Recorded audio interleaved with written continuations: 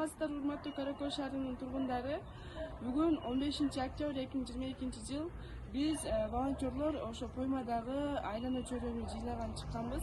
Мына бул мусорлар, бул ошо Поймадагы мусорлордун бул 3төн 1 эле бөлүгү.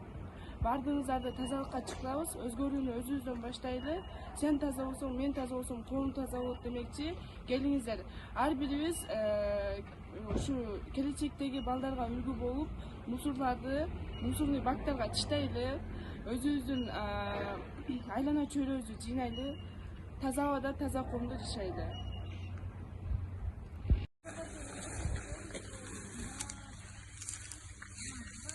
Жаке, сен бир-эки сөз дейсиң. Раскомментарий.